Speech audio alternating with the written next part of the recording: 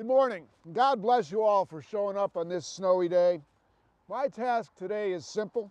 I want to tell you why in 2010 the voters of the 14th Congressional District are going to be given a clear choice between the politics of no and the policies of yes. Today at the end of the line, we standing here do proclaim this event marks the end of the line for Congressman Steve LaTourette. Yes! All right. It is the end of the line because I, along with the rest of the voters of the 14th Congressional District, have reached the end of our tolerance for having a congressman who practices the politics of no. It is obvious that our economy is in a shambles, that working families have experienced real suffering of historic proportions in the past 10 years. But today I want to talk about the role government has played and the role it should play.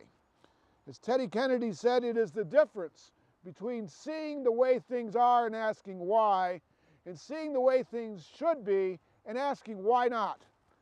Let's talk about the end of the line. This efficient, clean, ecologically friendly commuter train was built in the 20s, and its dream simply needs to be completed, even 90 years later. I look to the east and the south, and I have a vision of a train network that ties the region together, breaks gridlock, creates jobs, unites communities with each other, students with colleges and workers with jobs.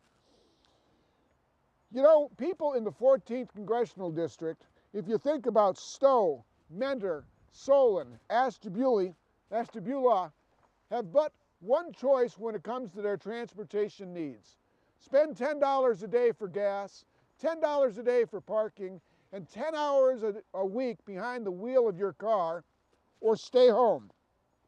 My opponent sat for 12 years on the Transportation Subcommittee in Congress, and in that time, while billions were spent for concrete and traffic jams, not 1 inch of track was laid to finish our grandparents' dream, a dream of a cheap and efficient way to get to work. When asked about commuter rail to Solon and Mentor, my opponent says no, and I pledge. Send me to Congress, and the answer is yes. Yeah. This is a jobs issue, plain and simple. We need to get back on track, and this is a good place to start. Speaking of jobs, now that Chrysler is in bankruptcy, General Motors is under government control. Now that our once proud steel industry has been shipped overseas, wouldn't you think that a member of Congress would be willing to support reasonable attempts to bring healthcare costs under control? As a registered nurse, I understand this is a complex issue to be sure, but one that can and must be answered.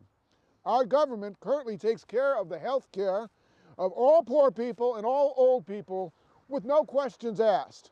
But if you are a working person or a small business owner in America, you are on your own, and that is a scary place to be.